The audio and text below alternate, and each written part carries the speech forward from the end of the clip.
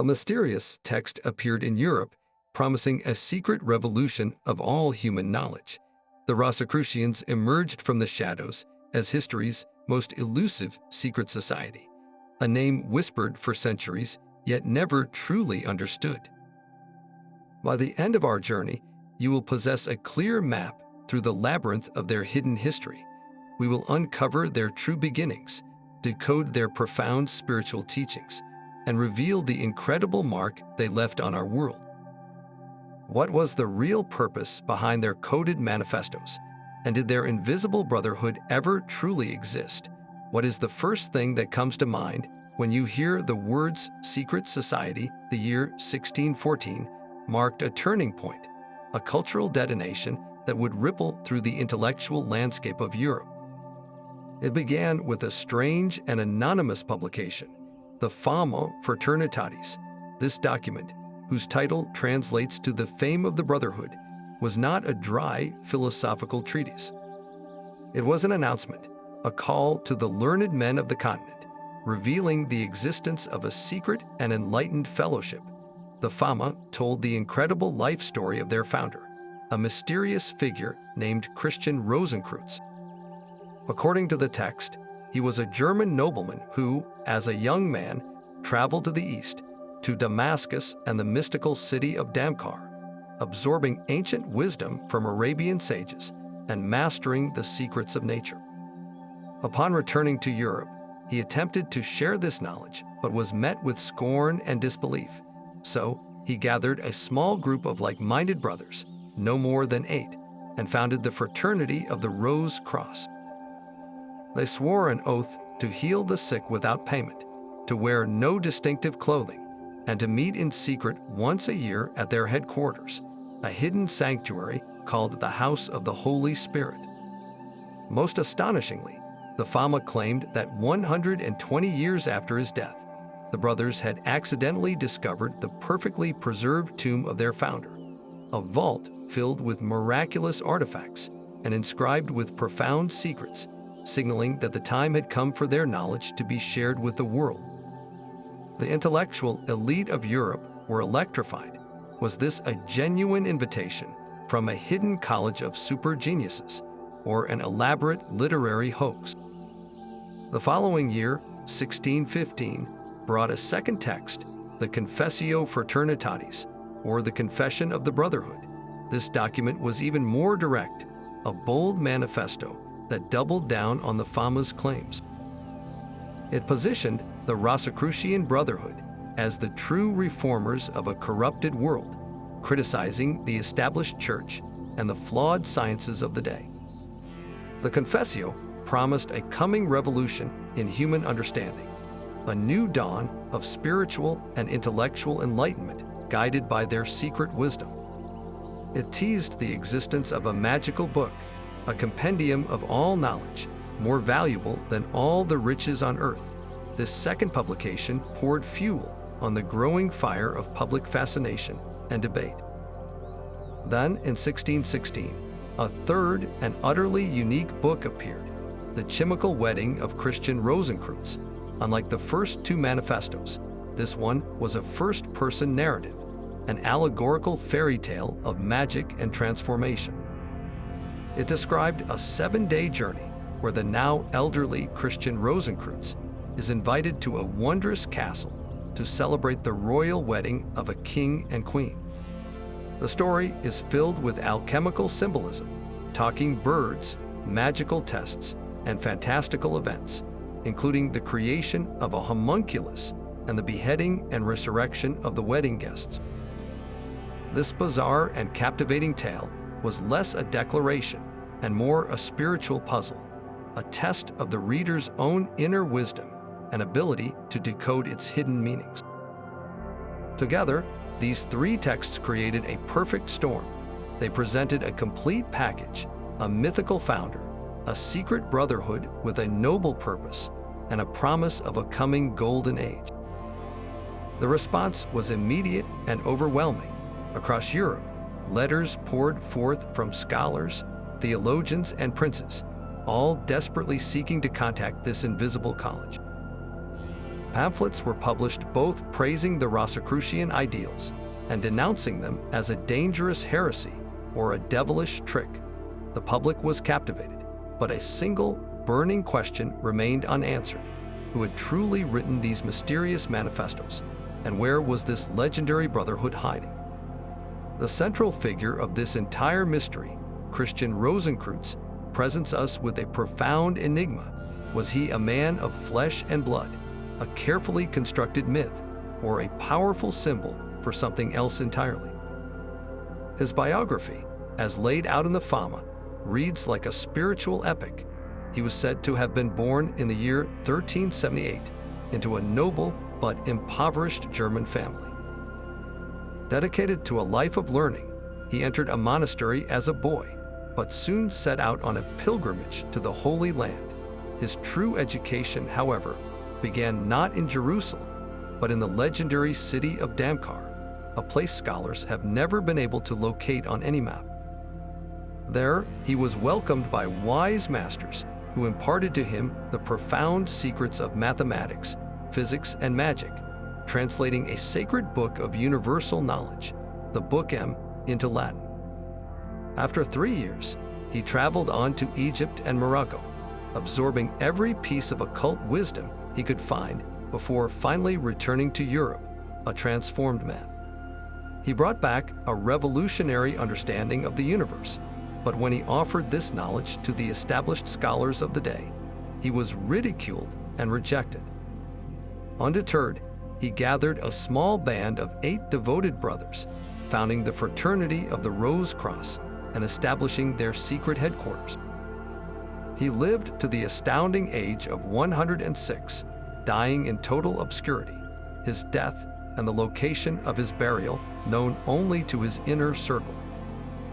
The story takes its most miraculous turn 120 years later, when the brothers, repairing their sanctuary, accidentally break through a hidden wall and discover his tomb. This was no ordinary burial chamber. It was described as a 7-sided vault, a perfect heptagon, each wall representing a planet, and filled with mysterious artifacts and mirrors.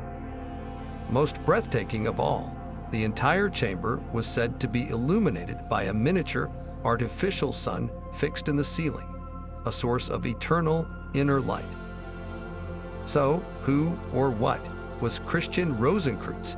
Some argue he was a real historical person, perhaps a composite of several unknown alchemists and mystics, his life story embellished over time. Others see him as purely allegorical. His name itself, Christian Rosenkreutz, seems almost too perfect, suggesting he is not a man but an ideal.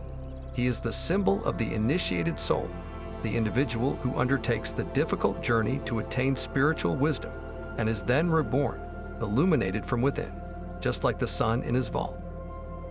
His discovery, after 120 years, could then represent a cyclical return of this hidden wisdom to the world, a call for a new spiritual awakening.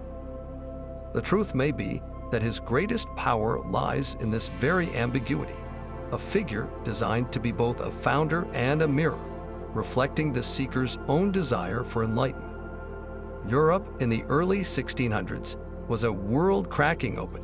The comfortable certainties of the past were crumbling under the weight of religious wars and startling scientific discoveries.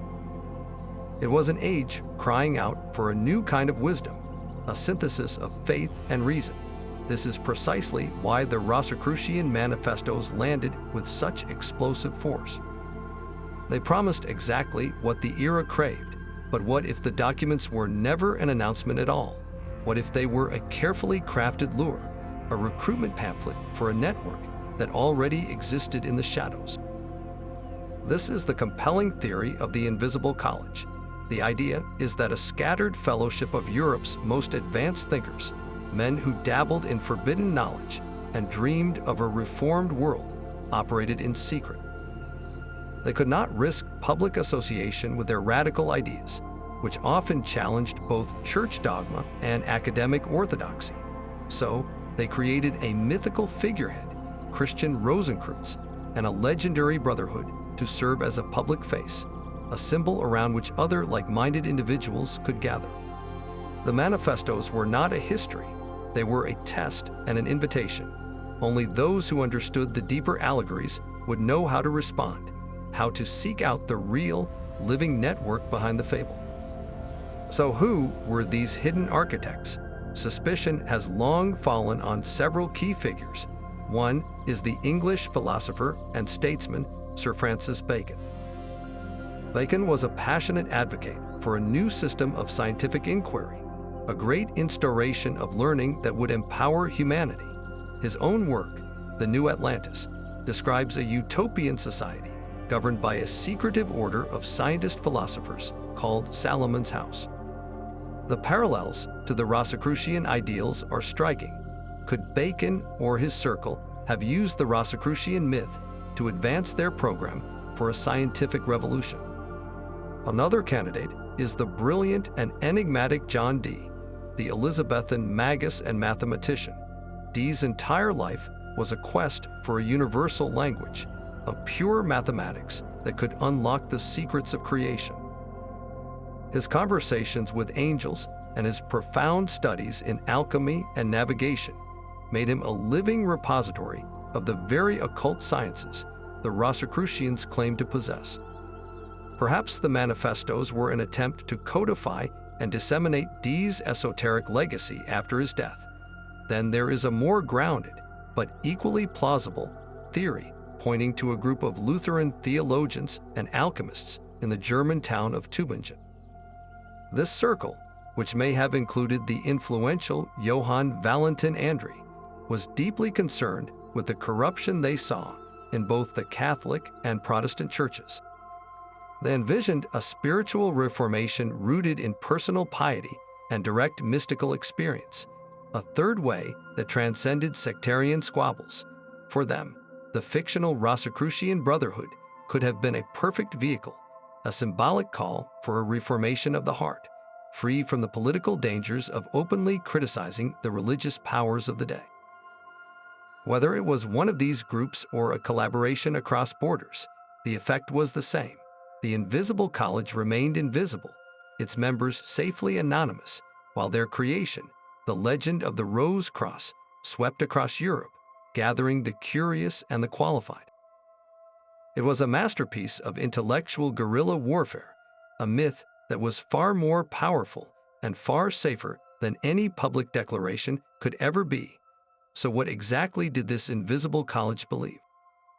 The Rosicrucian manifestos were not just a call to a secret club. They presented a complete and radical worldview, a synthesis of ancient wisdom and revolutionary new thought. Their central goal was nothing less than a universal reformation of the whole wide world. This was not a political revolution, but a total transformation of human consciousness. They envisioned a society healed, where science, spirituality, and art were no longer at odds, but united in a single, glorious pursuit of truth. To achieve this, they drew from every well of knowledge they could find, creating a unique spiritual tapestry. They wove together the mystical traditions of Hermetic philosophy, which saw the entire cosmos as a living, divine entity, with the practical, transformative art of alchemy. They integrated the complex symbolic architecture of the Jewish Kabbalah, a system for understanding the mind of God, with the emerging spirit of Protestant Christianity, which emphasized a personal, direct relationship with the divine. For the Rosicrucian, all these paths led to the same summit. One of their most beautiful and powerful concepts was the Book of Nature. They taught that the physical world, from the grand sweep of the stars to the intricate structure of a leaf, was a divine text written by the hand of God. But this was not a book anyone could simply read. Its language was one of symbols, patterns, and correspondences. The initiated, those who had purified their hearts and sharpened their minds, could learn to decipher this language. To them, a falling stone was not just a stone. It was a lesson on gravity and divine will. A growing plant was a sermon on life, death, and resurrection. The entire universe was a university for the soul. This pursuit of understanding naturally leads to the most famous of all esoteric quests, the search for the philosopher's stone. In the Rosicrucian view, this was never just about turning lead into gold. That was merely a symbol, an outer proof of an inner reality. The true stone was a state of spiritual perfection, the achievement of an enlightened and immortal consciousness. The alchemical process of heating, dissolving, and purifying base metals in their flasks was a mirror of the human journey. The soul, like raw matter, had to undergo its own trials, its own dark night and purification, to shed its impurities and emerge as a radiant, perfected being. The material gold was a metaphor for the golden, incorruptible spirit. This grand unification of all knowledge and being was encapsulated in their pursuit of Pansophy.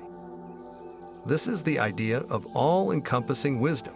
The Rosicrucian adept was not meant to be just a scientist, or just a priest, or just an artist. He was to be all three at once. He would study mathematics with the same reverence he held for Scripture, and see the hand of God equally in a geometric proof and a prayer. In their ideal world, there would be no conflict between the laboratory and the chapel, because both were holy places dedicated to reading different pages of the same infinite book. This was the profound promise at the heart of their call, an invitation to see the world not as a collection of separate, broken things, but as a single, living, sacred whole. This spiritual laboratory was not built of brick and mortar, but of the very substance of the human soul. At the heart of the Rosicrucian path stood alchemy, a practice almost entirely misunderstood in our modern era. For these initiates, the true gold was not a metal, but a state of being. They called this sacred process the great work, a lifelong journey of inner transformation, where the soul itself was the raw material to be perfected. The clanging of pots and the heat of the furnace in a physical laboratory were merely an outer drama reflecting a far more profound inner quest. The entire process was a detailed map of the psyche's journey, from a state of base confusion to one of radiant enlightenment. It began with the stage known as Negrito, the blackening. This was not a punishment, but a necessary descent. Imagine the lead of the soul, all its fears, illusions, and ego-driven attachments, being placed into the crucible of self-awareness. The heat of intense introspection would cause this inner matter to blacken and putrefy, a symbolic death where the old self begins to break down.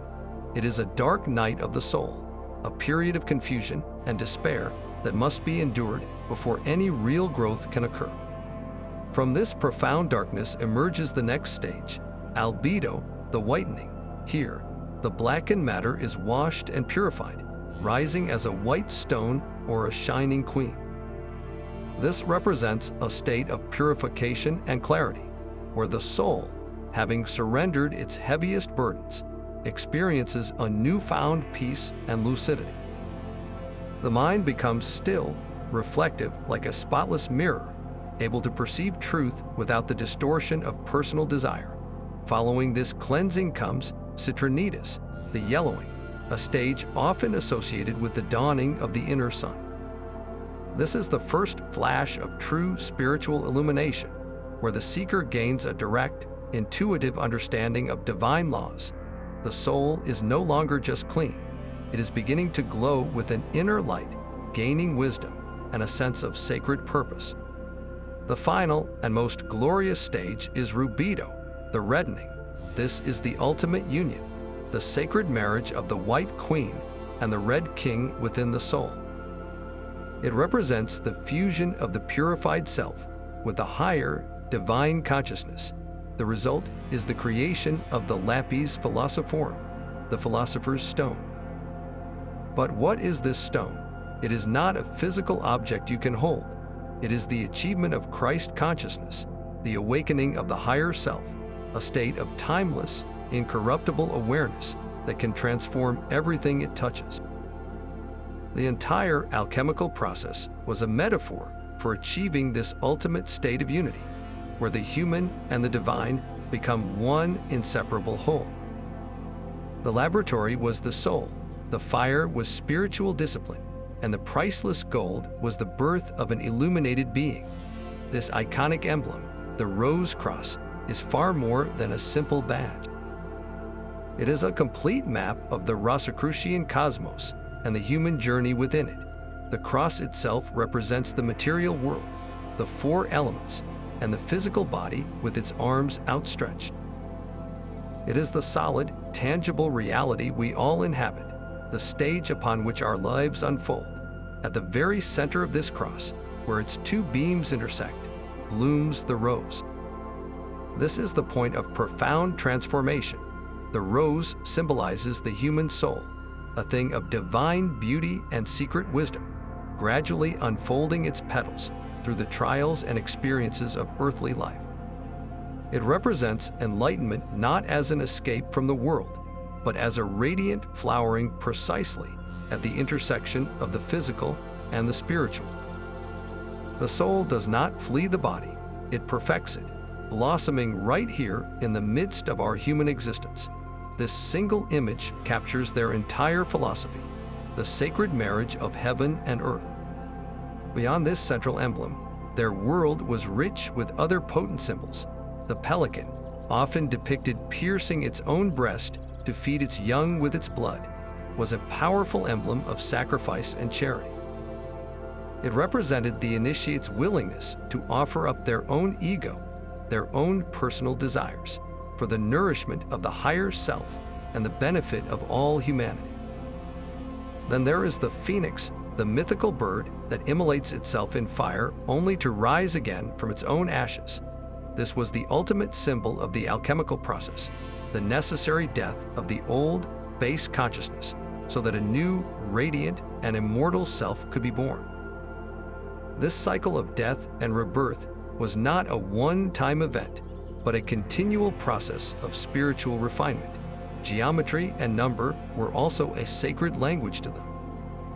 The number 7 held a particular power, echoing throughout their foundational myth.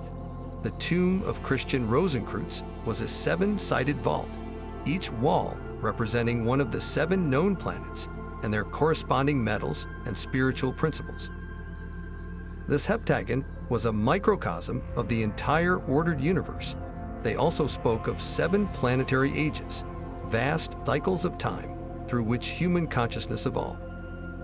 This recurrence of 7 was no accident. It reflected a universal pattern, a divine rhythm found in the 7 days of creation, the 7 musical notes, and the 7 stages of alchemical transformation. For the Rosicrucian, to understand these symbols was to learn to read the hidden syntax of the cosmos itself, a language written not in words, but in the very fabric of reality. The manifestos detonated like a bomb in the collective imagination of Europe, a firestorm of speculation, now known as the Furor Rosicrucis, the Rosicrucian frenzy, swept across the continent from the salons of Paris to the universities of Prague.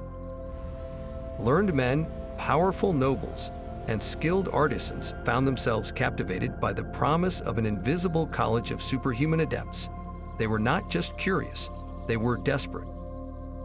A flood of letters and published pamphlets began to circulate, each one a passionate plea or a fiery debate. Scholars would leave letters in public places, addressed to the unknown brothers, begging for an audience or for just a single clue. They promised their loyalty, their intellect, their entire fortunes, all for a chance to join this hidden fraternity and partake in its divine wisdom. The very policy of silence, the brothers' refusal to show themselves, only poured more fuel on the flames. In the absence of any real members, anyone with a mysterious air or an interest in the occult could be suspected of being a Rosicrucian. The legend grew larger with every whispered rumor and unanswered letter. This public debate raged in 2 opposing camps. On one side were the enthusiastic supporters, men like the philosopher Michael Mayer and the theologian Johannes Arndt. They saw the Rosicrucian call as the dawn of a new reformation, a divine intervention that would heal the schisms of the church and elevate human knowledge to its rightful glory. They published texts defending the Brotherhood's ideals, interpreting the manifestos as a sacred prophecy for a new age, but on the other side stood the fearful and the critical. The Catholic Church condemned the group as a dangerous Protestant heresy, while many Protestant leaders distrusted them as diabolical magicians. The French monk Marin Mersenne accused them of being a front for the libertine movement, aiming to destroy all religion. The satirist Andreas Libavius mocked them as deluded fools chasing an impossible fantasy. This very public war of words, this incredible frenzy surrounding a society that refused to even confirm its own existence, created the ultimate paradox. The more secret they remained, the more famous they became. The legend was no longer confined to a few mysterious pamphlets. It was now a living, breathing part of European culture. This frenzy, this desperate search in the shadows, ensured that the name Rosicrucian would be etched permanently into the heart of the Western esoteric tradition, a ghost that has haunted our search for hidden knowledge ever since. The most persistent question echoes across 4 centuries. Was there ever a real, physical brotherhood of the Rose Cross, or were we all chasing a phantom? The evidence for and against is a labyrinth in itself, and the answer you find depends entirely on which path you choose to walk. On one side stands the compelling case for fiction. The skeptics point to an undeniable vacuum of proof. Not a single verifiable member of this supposed worldwide order ever stepped forward. No meeting minutes, no membership rolls, no letters between brothers have ever been found. The manifestos themselves are steeped in allegory, from the magical wedding to the 7-sided tomb, reading more like spiritual fiction than the bylaws of a real organization. Many historians believe the entire phenomenon was an elaborate literary hoax, a thought experiment concocted by a small circle of German intellectuals. Their goal was not to found a secret society, but to spark a public conversation. They planted a mythical seed to see what would grow, using the irresistible allure of a hidden academy to promote their ideas of religious tolerance and scientific reform without ever risking their own necks.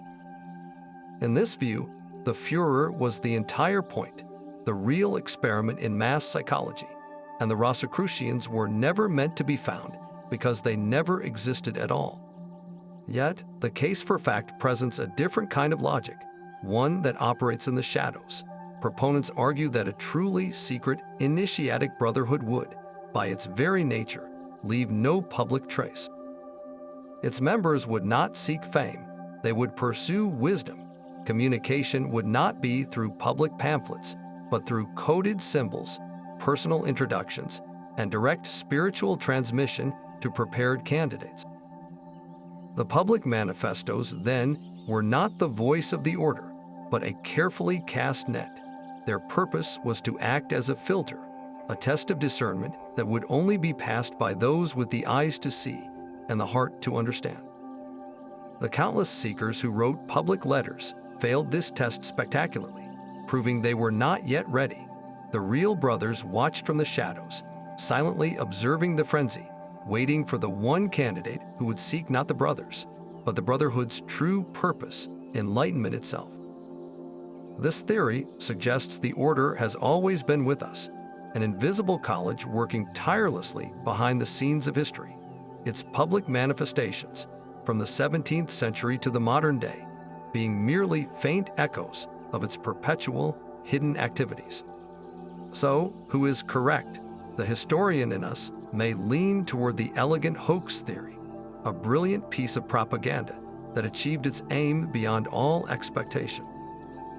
But the seeker in us might wonder if the deepest secrets are always protected by silence, and if the most real things are sometimes those that leave no physical evidence. Perhaps the ultimate truth of the Rosicrucian mystery is that it was designed to live precisely in this space between fact and fiction, forcing each generation to look not for a hidden society, but for the hidden wisdom within themselves. The phantom of the Rosicrucian Brotherhood refused to fade into obscurity. Instead, it found a new and permanent home within the halls of another burgeoning fraternity, one that would carry its symbols into the modern era. The profound and undeniable links between Rosicrucianism and speculative Freemasonry represent one of the most significant chapters in Western esotericism. As Freemasonry evolved in the 17th and 18th centuries, moving from a guild of operative stonemasons to a society of speculative philosophers, it absorbed the very essence of the Rosicrucian myth. The Masonic Lodge became the new invisible college, a place where men could gather in secret to pursue moral and spiritual building, using the tools of the stonemasons trade as allegories for the perfection of the self. This was not a mere coincidence, but a deliberate fusion of traditions. Many of the early Freemasons were deeply fascinated by the Rosicrucian manifestos, seeing in them a blueprint for the kind of enlightened, non-sectarian fellowship they wished to create. The result was a powerful syncretic tradition where the two streams of thought became inextricably intertwined. This fusion is most vividly alive in the high degrees of Masonry that emerged in the 18th century. Perhaps the most famous is the Rosecroix degree, the 18th degree within the ancient and accepted Scottish Rite. Here, the symbolism is explicitly Rosicrucian. The central emblem is a rose blooming on a cross, a direct echo of the older emblem, now placed within a ritual context that tells a story of loss, hope, and spiritual resurrection. The candidate in this degree undergoes a symbolic journey that mirrors the Rosicrucian quest for lost wisdom and the promise of a new dawn. Other Masonic rites, like the Gold and Rosy Cross Order in Germany, went even further, claiming a direct and unbroken descent from the original Rosicrucian fraternity. They incorporated alchemical symbolism and complex initiation rituals that purported to transmit the genuine secrets of Christian Rosenkreutz himself.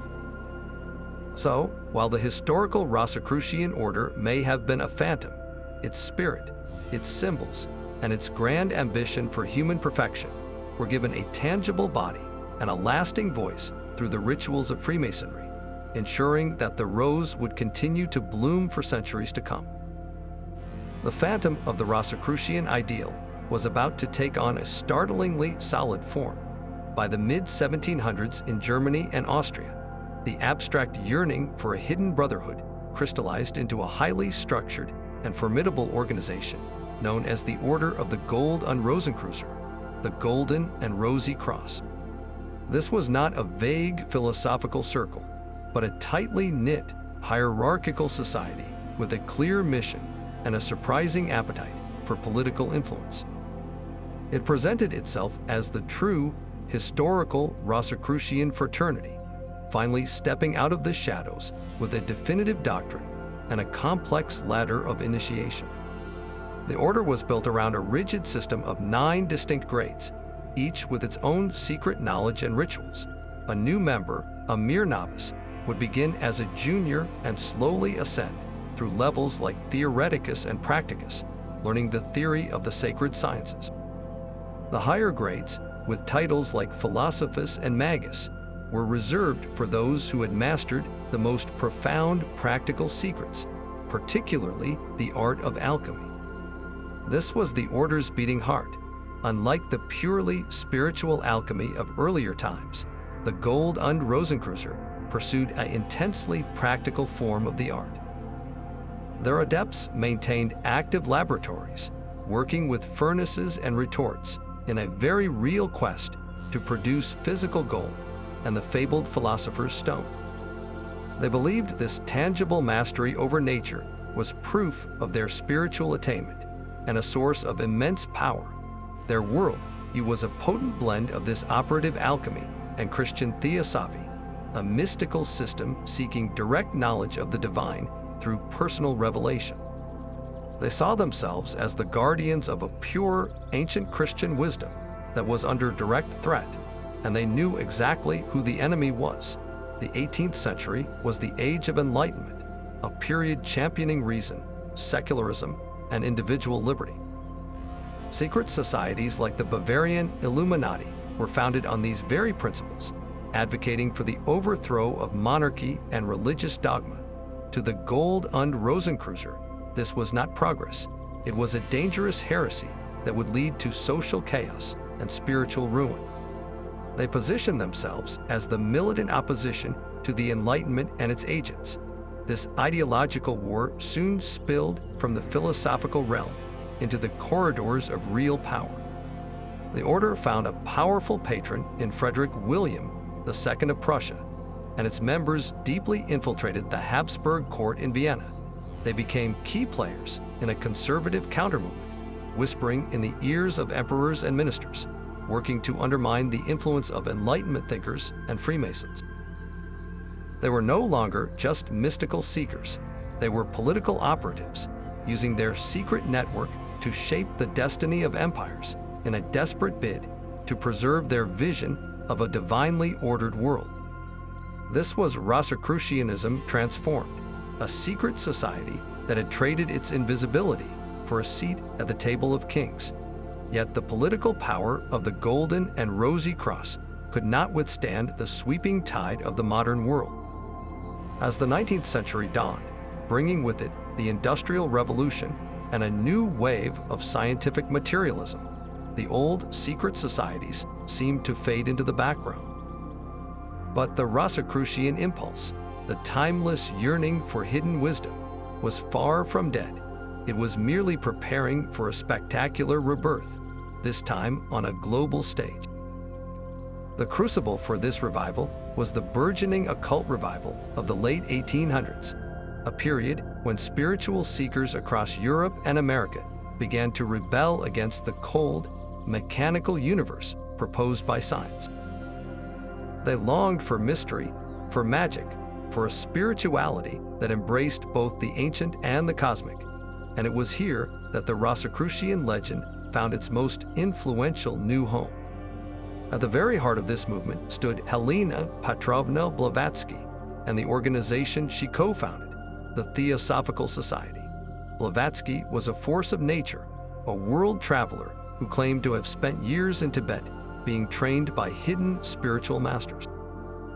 Her monumental work, The Secret Doctrine, presented a grand synthesis of all the world's religions and mythologies, framed within a vast narrative of cosmic and human evolution. And who were the source of this unparalleled wisdom? She called them the Mahatmas, or the Masters of the Ancient Wisdom, a hidden hierarchy of perfected beings who guided humanity's spiritual destiny from their secluded abodes. It was within this new mythology that the Rosicrucians were resurrected, not as a European fraternity, but as immortal adepts. Blavatsky and her followers explicitly incorporated Rosicrucian masters into their spiritual hierarchy. Figures like the legendary Count of Saint Germain, the man who never died, and Christian Rosenkreutz himself were now presented as members of this secret council. They were among the Great White Brotherhood, a term Theosophy used to describe this collective of ascended masters who worked unseen to steer human civilization toward enlightenment. This was a profound transformation of the Rosicrucian idea. No longer were they a society of mortal men meeting in a hidden German chapter house. They were now transcendent, spiritual entities, part of a perennial philosophy that spanned the globe and the ages. This theosophical framework made Rosicrucianism a central pillar of the modern Western esoteric tradition. It blended the old European fascination with alchemy and Christian mysticism, with exciting new ideas drawn from Eastern religions, like karma and reincarnation. The goal was no longer just personal enlightenment, but the spiritual evolution of all humanity, guided by these secret chiefs. This powerful narrative of a hidden brotherhood guiding our collective progress captured the imagination of thousands. It provided a comforting and majestic answer to the alienation of the modern age, suggesting that even in a world of factories and railroads, a sublime and secret plan was unfolding. The Rosicrucian current, having flowed through the manifestos, the political intrigues of the Gold und Rosenkreutzer and the lodges of the Freemasons was now channeled into a mighty river of occult thought that would shape every mystical movement to come. The Theosophical Society's grand narrative of hidden masters set the stage for a new kind of order, one that would bring the Rosicrucian path directly into the homes of millions. In the bustling, forward-looking atmosphere of early 20th century America, a singular figure named Harvey Spencer Lewis decided the time for secrecy was over. He founded the ancient and mystical order Rosicrucians, known universally as a Mork, and in doing so, he launched a revolution that would transform a once elusive tradition into a public, global movement. A Mork presented itself not as a new invention, but as the modern, public-facing administration of the ancient and authentic Rosicrucian order. Its mission was clear and radical: to demystify the esoteric teachings and make them accessible to any sincere seeker, regardless of their background or location. This was a complete departure from centuries of clandestine initiation. The primary vehicle for this was the correspondence course. For a modest fee, anyone, anywhere, could receive regular packages of lessons in the mail. These were not dense, archaic texts, but carefully structured guides to practical mysticism. They covered topics like the laws of vibration and rhythm, the power of conscious breathing and meditation, and techniques for developing intuition and psychic faculties. The order taught that these were not supernatural gifts, but natural human abilities that could be cultivated through disciplined practice, much like learning a musical instrument. Amorc teachings presented the universe as a vast, orderly system governed by immutable natural laws, and the student's goal was to learn to harmonize with these laws to achieve personal mastery, better health, and a deeper understanding of their own divine nature. Central to its appeal was its claim of an unbroken lineage. Amorc official history asserts a direct succession from the pharaohs of ancient Egypt, through the mystery schools of Greece, and right up to the original Rosicrucian manifestos, with Harvey Spencer Lewis being the latest in a long line of imperators, or leaders, appointed by the secret chiefs themselves. This claim of authenticity, of being the legitimate heir to Christian Rosenkreutz, was the bedrock of its authority and its marketing. Yet, these very claims have been the source of enduring controversy. Academic historians point to a lack of verifiable evidence connecting Amorc directly to the 17th century brotherhood, viewing it instead as a highly successful new religious movement that creatively repackaged Western esotericism for a modern audience. Critics also highlight the commercial nature of its operations, with its dues-paying membership and the sale of books, regalia, and courses. To some, this commodification of sacred knowledge seemed at odds with the Rosicrucian ideal of providing healing without payment. Supporters, however, argue that such an expansive public mission requires funding, and that the fees are a practical necessity, not a betrayal of principle. They see Amorc as having fulfilled the original Rosicrucian promise on a scale previously unimaginable, by taking a wisdom once reserved for a hidden few and offering it openly to the entire world. This tension between pure tradition and popular accessibility lies at the very heart of the modern Rosicrucian experience. While Amorc brought Rosicrucian teachings to a mass audience, it was far from the only voice claiming this ancient legacy. The 20th century saw the tradition fracture into multiple distinct streams, each interpreting the wisdom of the Rose-Cross through a unique lens. One of the most influential of these was the Rosicrucian Fellowship, established by the Danish-American mystic Max Heindel in the early 1900s. After what he described as profound spiritual experiences and direct contact with an advanced being in the German Black Forest, Heindel penned the seminal text, The Rosicrucian Cosmo-Conception. This work laid out a comprehensive Christian esoteric philosophy, weaving together Western occultism with a deep and reverent focus on the Christ impulse. The fellowship's teachings are distinctive for their heavy emphasis on spiritual astrology, not as a system of fortune-telling, but as a sacred science for understanding the soul's journey. They teach that the stars and planets represent divine forces that influence our spiritual development, and that by understanding these cosmic rhythms, we can better align with our higher purpose. Healing was another cornerstone, with the fellowship promoting a system of spiritual and dietary practices aimed at purifying the vital body to serve as a clearer vessel for the spirit. In England, a very different kind of organization took root, one that appealed more to the scholarly mind. The Societas Rosicruciana in Anglia, or the SRIA, was founded in the 1860s and operates strictly as a Masonic-linked research society. Its membership is reserved for Master Masons, and its structure is built upon a system of 9 grades. The SRIA does not claim to be the original Rosicrucian order, nor does it offer a path of spiritual salvation.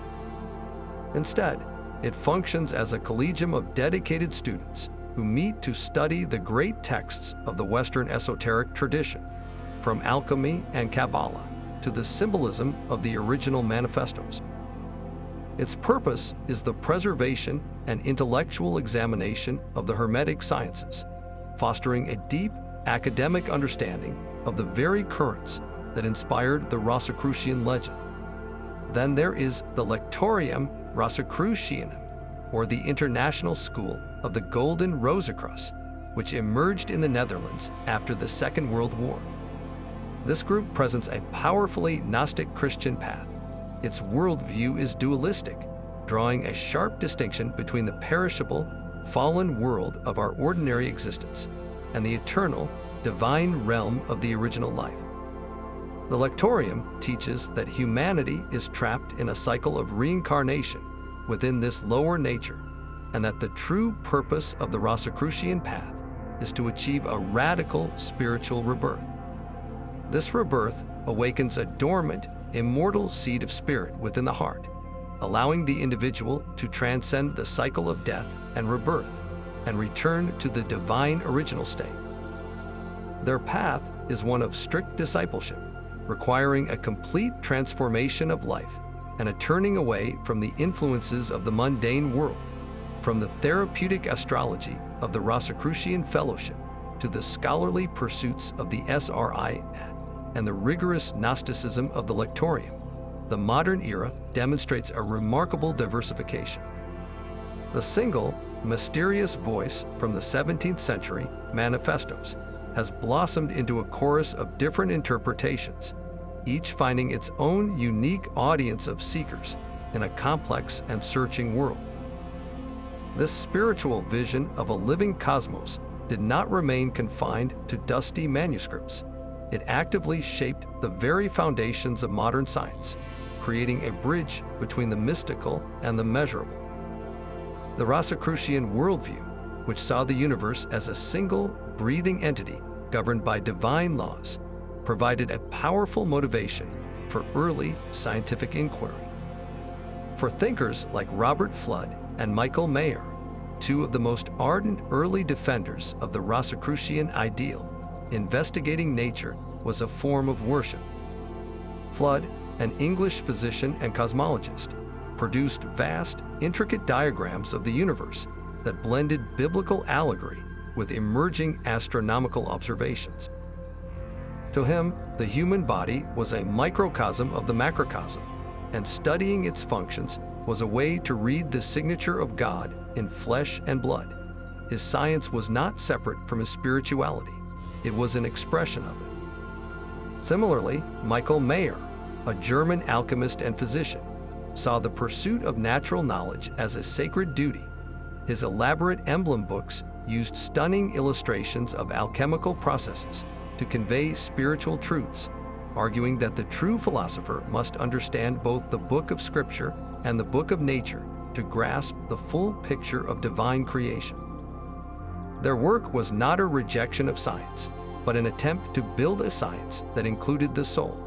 This influence was perhaps most profoundly felt in the field of medicine, which was revolutionized by the ideas of Paracelsus, a figure whose shadow looms large over the entire Rosicrucian tradition.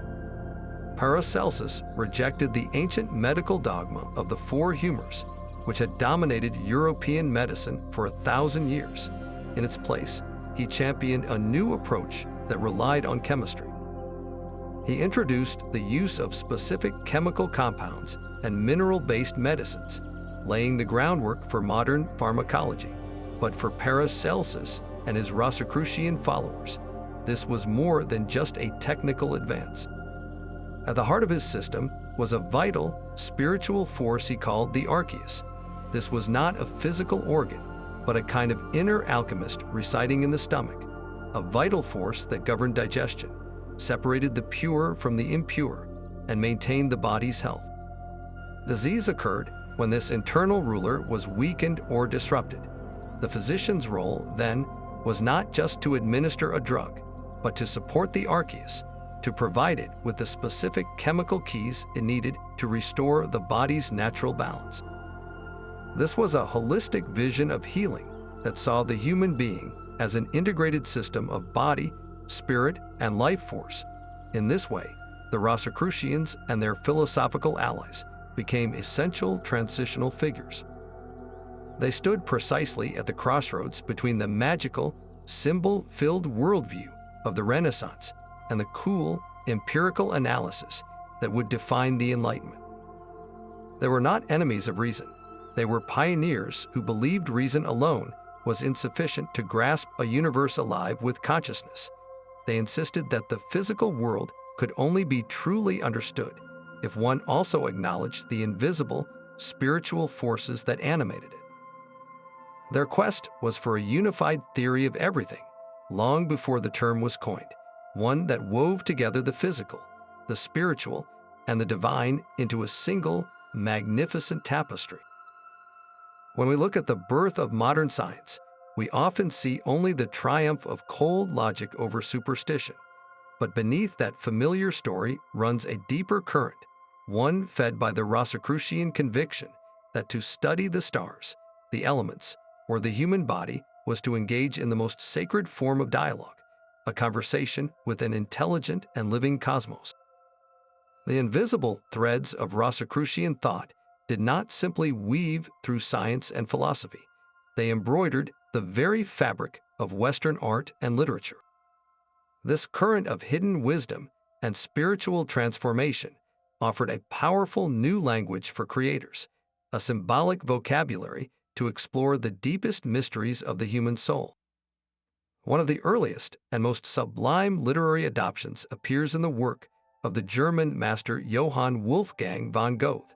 His later writings, particularly a strange and beautiful piece called The Fairy Tale, are saturated with Rosicrucian imagery.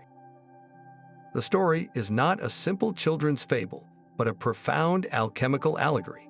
It features a mysterious ferryman, a river that cannot be crossed twice, a will-o'-the-wisp, and a temple hidden within a mountain. These are not random fantasy elements. They are clear echoes of the initiatic journey described in the Rosicrucian manifestos, a journey of death, purification, and rebirth, all cloaked in the deceptively simple guise of a fairy tale. Goethe was not just borrowing a few symbols, he was channeling the entire Rosicrucian worldview into a new artistic form. This tradition of the occult novel found a spectacular popularizer in the 19th century with Edward Bulwer Lytton's Zanoni. This book became a cornerstone of esoteric fiction, presenting a gripping story of a mysterious immortal adept, a member of a timeless Rosicrucian-like brotherhood who possesses the secret of eternal life. The novel's central conflict pits the cold, intellectual wisdom of the head against the warm, compassionate wisdom of the heart. It dramatizes the core Rosicrucian dilemma, the tension between attaining personal perfection and fulfilling one's duty to a suffering humanity. Through Zanoni, the abstract ideals of the manifestos, the search for the philosopher's stone, and the sacrifice for a higher cause, were translated into a thrilling human drama that captivated readers and inspired generations of new seekers.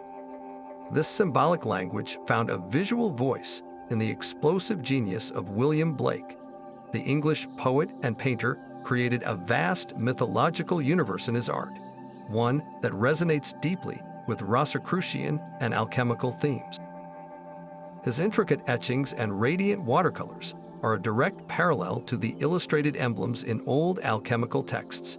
Figures like Urizen, the law-giving demiurge, and Los, the prophetic, creative spirit, embody the same cosmic principles the Rosicrucians explored, the struggle between rigid reason and imaginative freedom. Blake's famous image of the Ancient of Days, a godlike figure leaning down from the clouds with a compass to measure the universe, is a perfect visual representation of the Rosicrucian belief in a divine geometry underpinning all of creation.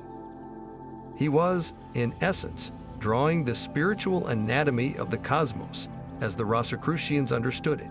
This powerful archetype, once confined to secret manuscripts, has now become a fundamental building block of modern storytelling. The very idea of a hidden society of enlightened beings working behind the scenes for humanity's betterment is a staple of our collective imagination. You encounter it in the Jedi Order of Star Wars, a secretive group mastering a spiritual energy and keeping peace in the galaxy. You find it in the wizarding world of Harry Potter, with its own secret history, coded languages, and a mission to protect the mundane world from dark forces. Even contemporary fantasy series and video games are filled with these motifs, from ancient guilds of mages to clandestine organizations guarding forbidden knowledge. The Rosicrucian seed, planted 400 years ago, has grown into a mighty tree whose branches now shade much of our speculative fiction. The quest for the Philosopher's Stone has become the quest for any number of mythical artifacts, and the transformation of the soul through inner alchemy is the hero's journey we see repeated in 1,000 different forms. The brothers of the Rosecross may have chosen to remain invisible, but their dream became one of our culture's most enduring and captivating stories. Beneath their secret symbols and alchemical formulas pulsed a prophetic heartbeat, a profound conviction that humanity was on the cusp of a magnificent transformation. The Rosicrucian manifestos were not just an invitation to a hidden fellowship. They were an announcement of a coming world age, a new dawn for all of civilization. This vision gave their entire mission an urgent, almost messianic quality. They spoke of a future they called the Age of the Holy Spirit, a time when the direct experience of the divine would replace rigid dogma, and the inner light within every person would be fully awakened. In this coming era, the bitter conflicts between science and religion would simply dissolve, because both would be recognized as different paths up the same sacred mountain. Humanity would finally live in harmony, guided by a shared wisdom that saw the universe as a single, living, conscious being. This was their ultimate utopian dream, a society healed from within. This powerful idea of cyclical world ages, each with its own distinct spiritual character, is a thread that runs deep through the Rosicrucian tradition. They often framed this progression through the lens of astrology, using the slow 26,000-year precession of the equinoxes as a cosmic clock for human evolution. Their promised age of the Holy Spirit is what many later movements would come to call the Aquarian Age. The concept is that we are currently transitioning out of the Piscean Age, an era they associated with dogma, sacrifice, and outward authority, and moving into the Aquarian Age, an epoch of brotherhood, intuition, and direct spiritual knowledge. The Rosicrucians saw themselves as the harbingers of this new age, the quiet gardeners planting the seeds for a harvest they might not live to see. Their secret work, their alchemical research, and their inner disciplines were all meant to prepare the spiritual soil of humanity, to build an invisible foundation for the enlightened society to come. This grand, hopeful vision did not end with them. It became a powerful undercurrent that flowed directly into the heart of the modern New Age movement. You can hear the clear echo of the Rosicrucian prophecy in today's conversations about a global shift in consciousness, in the belief that humanity is collectively awakening to a more holistic and peaceful way of being. The modern ideals of a reconciliation between science and spirituality, of a deep ecology that honors the earth as a living entity, and of a universal spirituality beyond sectarian borders, all find their early blueprints in those 17th century documents. The Rosicrucian call was for a reformation not of institutions, but of the human heart itself, believing that when enough individuals achieve inner illumination, the outer world cannot help but reflect that light. Secrecy is a powerful magnet for suspicion. The very silence of the Rosicrucians, their refusal to step into the public square and declare themselves, created a vacuum that was inevitably filled with whispers of conspiracy and dark accusations. From their first appearance, they were not just a subject of fascination, but a target. Religious authorities, both Catholic and Protestant, saw their claims of direct spiritual knowledge and their criticism of established churches as a profound threat. To the Vatican, they were a dangerous Protestant heresy, a secret cabal seeking to undermine the one true faith. To many Protestant leaders, they were just as suspect, seen as diabolical magicians dabbling in forbidden arts, or as a new cult challenging their hard-won religious turf. The charge of heresy was a serious one, carrying the risk of imprisonment or worse, and it forced any real or imagined members deeper into the shadows, which only made them seem more guilty in the eyes of the public. Alongside the cries of heresy came the persistent charge of charlatanism. Skeptics and rival intellectuals dismissed the entire affair as an elaborate con. They argued that the promises of universal knowledge and the philosopher's stone were a classic bait and switch designed to lure the greedy and the gullible. Where was this miraculous book, the Book M, that contained all knowledge? Where was the tangible gold produced by their alchemy? The failure of the Brotherhood to produce any public proof was seen not as a mark of spiritual integrity, but as evidence of a hollow fraud. This tension between the spiritual ideal and the worldly expectation of proof has haunted the Rosicrucian legacy ever since, but the most enduring and expansive shadows are those cast by conspiracy theories. The idea of a hidden group of super-intelligent adepts with a secret agenda and unknown resources is a perfect vessel for our deepest societal anxieties. Throughout history, the Rosicrucians have been accused of being the hidden hand behind nearly every major political upheaval.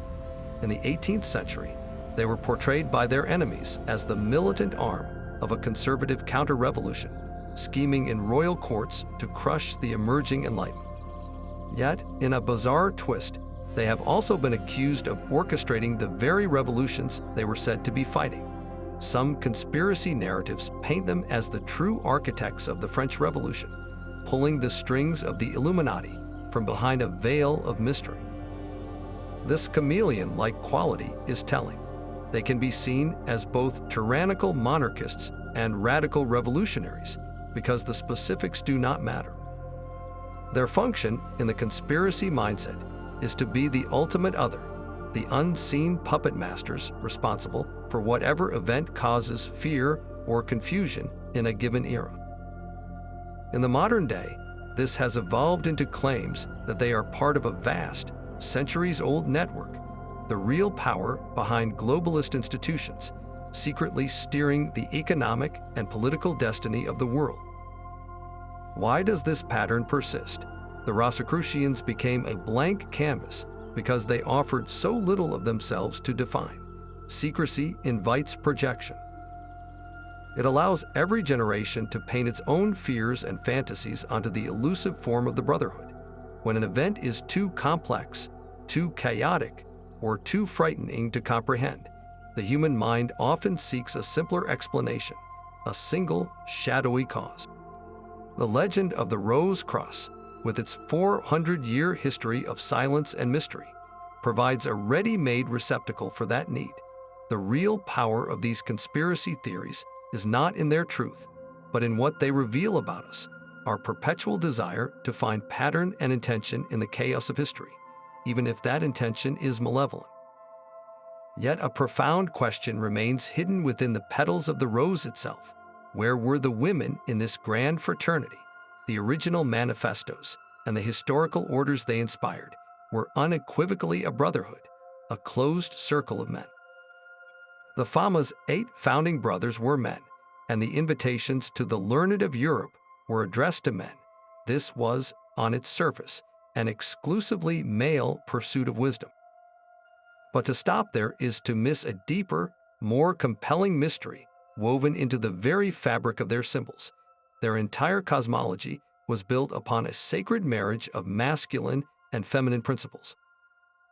The cross, often seen as a masculine symbol of the material world, is eternally embraced and transformed by the blooming rose, a timeless emblem of the soul, the divine feminine, and the goddess Venus. This is not a minor detail. It is the central image of their entire philosophy. In their allegories, the feminine principle is revered as Sophia, the embodiment of divine wisdom, a living, intelligent force that the seeker must court and unite with to achieve enlightenment. And we cannot forget the powerful, guiding presence of the queen in the chimical wedding, a clear feminine authority who presides over the entire alchemical transformation. So how do we reconcile this symbolic veneration with a historical reality that seems to exclude women entirely? The answer may lie not in the outer structure of their societies, but in the inner goal of their spiritual work. Alchemy's ultimate objective was the creation of the Rubis, the legendary androgyne. This was not a physical being, but a symbol of the perfected human state. The Rubis is depicted as a single figure with 2 heads, one male and one female, and a united body. It represents the complete integration of all dualities within the soul, the reconciliation of the active and the receptive, the logical and the intuitive. The ultimate spiritual achievement, therefore, was to transcend gender altogether, to awaken a consciousness that included and harmonized both polarities. In this light, the all-male membership could be interpreted as a reflection of the era's social constraints, not the order's ultimate spiritual vision. The outer form was limited, but the inner teaching pointed toward a unity beyond gender. Were there any historical cracks in this male-only facade? A few intriguing figures emerged from the shadows. One of the most compelling is Anna Ziegelrin, a 16th-century German alchemist who created her own powerful elixirs and spoke of a mysterious lion's blood, a substance of transformation. While not a declared Rosicrucian, she operated in the same mystical milieu and demonstrated that the pursuit of alchemical wisdom was not utterly closed to women. Later, in the 18th century, the Golden and Rosy Cross, for all its rigid hierarchy, did make a place for women in a supporting role as sorors, or sisters, often the wives of members who participated in the social aspects of the order, even if they were barred from the highest initiatic grades. In our modern era, this hidden lineage has been fully reclaimed. Contemporary Rosicrucian groups like Amorg have long been open to both men and women, actively teaching that the spiritual path is a universal human inheritance. Furthermore, modern esoteric scholars and practitioners are actively re-examining the tradition, seeking to uncover a distinct feminine current within the Western mystery traditions, a lineage of Sophianic wisdom that runs parallel to the more documented male stream.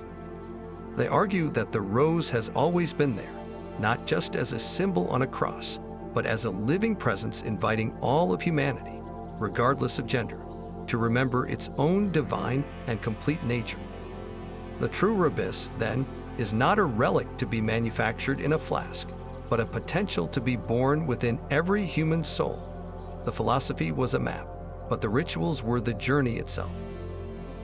For a Rosicrucian initiate, daily life became a sacred laboratory where the inner self was the ultimate object of transformation. One of the most fundamental practices was a specific form of meditation aimed at awakening what they called the rose of the heart. An adept would sit in silence, turning their attention inward to the center of their chest. They would then visualize a tiny, closed rosebud resting within their heart space, a symbol of their latent spiritual potential. With each breath, they would imagine a gentle, warm light flowing into this bud, coaxing it to slowly unfurl one petal at a time. This was not mere daydreaming. It was a disciplined exercise to stimulate the spiritual heart, to transform it from a metaphorical concept into a tangible, living sensation of warmth and expansive love within their own body. This awakened heart was considered the true seat of higher consciousness, the first step in perceiving the world through the eyes of the soul. Alongside this inner cultivation, initiates engaged in powerful visualization exercises to construct the temple of the soul. In their mind's eye, they would meticulously build a sacred interior sanctuary. This was not a fanciful castle, but an architecturally precise structure often based on sacred geometry. They might visualize a temple with a square base, representing the stability of the material world, topped by a dome symbolizing the heavens. Within this mental temple, they would place symbolic furniture, an altar representing their highest aspirations, a lamp for the light of intuition, and specific tools like a compass and square to remind them of the laws of cosmic order. By regularly visiting and maintaining this inner temple through focused concentration, they were programming their subconscious mind to become a true dwelling place for the divine, a personal sanctuary untouched by the chaos of the outer world. The teachings of the manifestos were not just read, they were enacted through ritual dramas. Groups of initiates would perform symbolic plays based on texts like the Chemical Wedding. An adept might take on the role of Christian Rosenkreutz himself, embarking on a guided journey through a series of symbolic challenges. They might be presented with a rusty key, representing the need to unlock a part of their own character, or be asked to choose between a crown of gold and one of laurel leaves, testing their motives for seeking power versus wisdom. The dramatic beheading and resurrection of the characters in the story were not seen as morbid, but as a profound allegory for the death of the ego and the birth of the higher self. By physically and emotionally participating in these rituals, the intellectual concepts of death and rebirth were seared into their lived experience, making the spiritual process immediate and real. Sound and form were also essential tools. Initiates used specific mantras or vibratory phrases not in a foreign language, but in their own tongue, charged with personal meaning. Repeated in rhythm with the breath, these sacred sounds were believed to purify the inner bodies and attune the individual to specific spiritual frequencies. They also worked intensely with symbols and sacred geometry, contemplating the precise angles of a pentagram or the infinite flow of the vesica piscis. They understood that these were not arbitrary drawings, but frozen vibrations, cosmic archetypes that could restructure consciousness itself. Gazing upon a geometric figure was a form of active meditation, a way to align their own mental and spiritual patterns with the fundamental blueprints of creation. Every practice, from the silent heart meditation to the dramatic ritual, was a single note in a grand symphony of self-transformation, all directed toward the ultimate goal, the achievement of the great work, the conscious realization of their own divine nature. Buried within the legend of Christian Rosenkreutz lies the ultimate spiritual blueprint, the vault. This was never merely a hidden tomb for a body, but a perfect architectural map for the soul's own awakening. Every detail of its description is a coded instruction for the initiate's inner journey. The vault was a 7-sided chamber, a heptagon, Each of these walls corresponds to one of the 7 classical planets, but also to the 7 stages of alchemical transformation, and even to the 7 primary energy centers within the human body that Eastern traditions would later call chakras. To discover the vault is to begin the profound work of purifying and mastering these 7 core aspects of your own being, from the foundational energies of Saturn to the transcendent illumination of the sun. At the very center of the ceiling hung an ever-burning lamp, a miniature sun that needed no fuel. This is the immortal spirit, the divine spark within every person that can never be extinguished. It is your own higher consciousness, the eternal witness that observes the drama of your life without being consumed by it. The vault was also filled with mysterious artifacts, mirrors, bells, and strange books. These are not physical treasures to be collected, but symbols of the spiritual faculties you must awaken. The mirror represents self-knowledge and the ability to reflect truth without distortion. The bell signifies the power of your voice and intention to resonate with cosmic harmony. The books are the records of your own past experiences and the innate wisdom waiting to be read within your soul.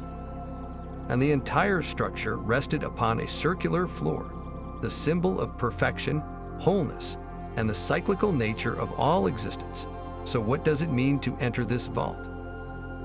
The entire Rosicrucian path is the process of discovering this sacred space within yourself. It is the ultimate initiation, not into an external organization, but into your own divine nature. You are both the seeker and the sanctuary. The long-forgotten tomb you are trying to find is your own true self, buried under layers of conditioned thought and worldly identity. The moment you finally break through that hidden wall in your awareness is the moment you stand in the radiant light of your own spirit, surrounded by the tools of your own soul's power. The vault is not a place you visit, it is a state of being you become. Our world is now a web of instant information, yet the longing for deeper wisdom remains as strong as ever. The ancient path of the Rose Cross has entered its most paradoxical chapter, navigating the digital age where mystery is both preserved and perpetually at risk of being diluted. Established orders like Amorc have masterfully adapted, transforming their postal correspondence courses into immersive online platforms. Digital temples now exist where initiates from across the globe can log in for virtual rituals, participate in forum discussions with fellow members, and access vast libraries of esoteric knowledge with a single click. This global connectivity has undeniably democratized the teachings, making them available to anyone with an internet connection, fulfilling the age-old promise of universal reformation on a scale the original manifestos could never have conceived. Yet this very accessibility raises a profound spiritual dilemma. Can the essence of a secret, initiatic tradition truly survive when its core teachings are no longer guarded by physical silence and hard-won personal introduction, but are instead broadcast into the noisy arena of the digital world? The slow, deliberate process of receiving a sealed package in the mail, of sitting in solitude with a physical text, created a container of reverence that a fleeting digital notification struggles to replicate. The journey itself risked becoming just another tab open in a browser, competing for attention with social media and the endless distractions of modern life. Alongside this organized adaptation, a new kind of seeker has emerged, the digital solitary. These are individuals who, disillusioned with formal structures or simply following their own unique calling, piece together their personal Rosicrucian path from a mosaic of online sources. They might download scanned PDFs of John Dee's alchemical works, watch videos on Kabbalistic geometry, and discuss the symbolism of the chemical wedding in Reddit forums. This self-directed quest embodies the Rosicrucian ideal of personal investigation, but it also lacks the tested container of a living tradition and the guidance of an experienced mentor. Without the crucible of a committed community and a sequential curriculum, the solitary path can easily lead to a collection of interesting facts rather than a genuine transformation of consciousness. So what does it mean to be a Rosicrucian today? The modern adept is not hiding in a remote chapter house, but is likely navigating the same overwhelming flow of data and skepticism as everyone else. Their great work is to find the signal in the noise, to cultivate that inner temple of silence amidst the digital cacophony. The true initiation no longer requires finding a hidden physical brotherhood, but developing the unshakable inner discernment to recognize authentic wisdom when you see it online. The ultimate vault to be discovered is not at the end of a secret map, but behind the screen of your own distracted mind. In an age where every answer seems available, the most profound secret may be the rediscovery of the questions themselves. Separating the Rosicrucian legend from historical fact requires us to clear away the fog of common modern misunderstandings. The first and most important correction is this: there was never a single monolithic Rosicrucian order that persisted in an unbroken line from the 17th century to today. The historical reality is far more interesting. What we call Rosicrucianism is actually a current of ideas, a spiritual impulse that has been adopted, adapted, and reinvented by different groups across different eras. The anonymous writers of the manifestos, the political alchemists of the Golden and Rosy Cross, the scholarly brothers of the Societas Rosicruciana in Anglia, and the public-facing modern orders like Amorc are all distinct phenomena. They drew inspiration from the same core myths, but they were not chapters of the same secret corporation. This was not a unified global organization, but a recurring cultural dream that different people have awakened to and given their own unique form. Another persistent myth paints them as power-hungry schemers obsessed with world domination.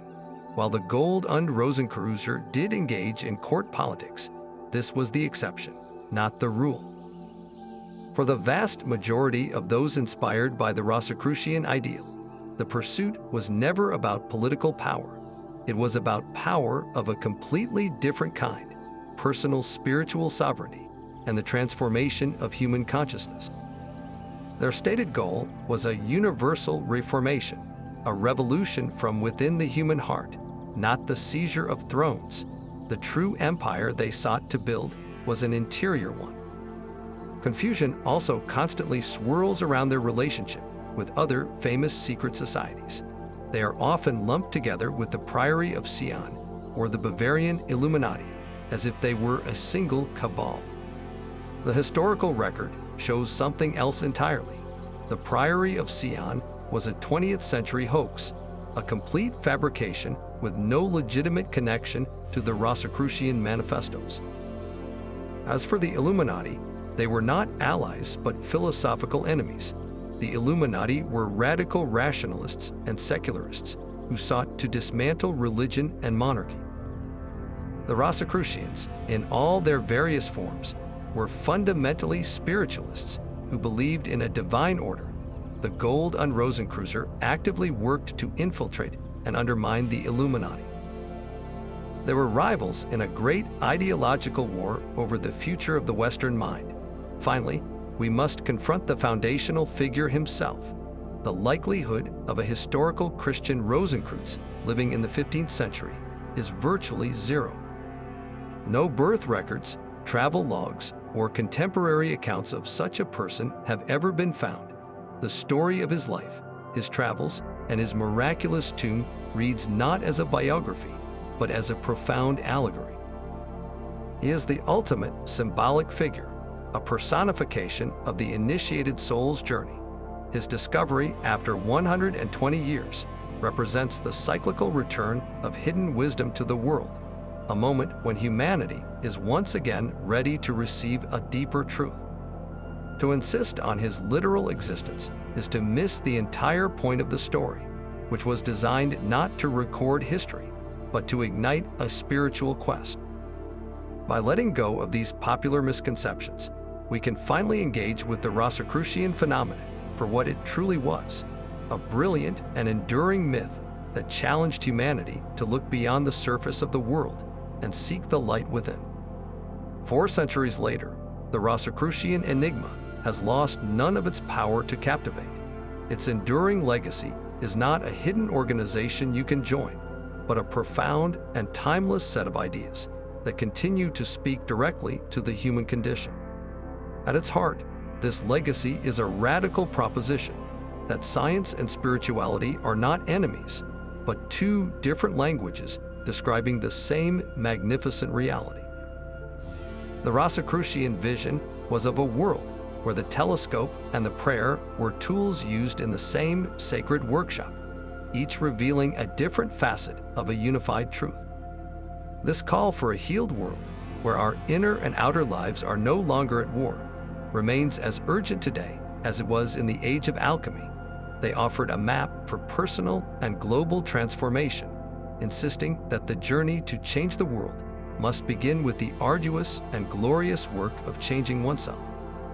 This is the promise of the great work, the belief that within each of us lies a base consciousness, a spiritual lead that can, through dedication and inner discipline, be transformed into a golden awareness.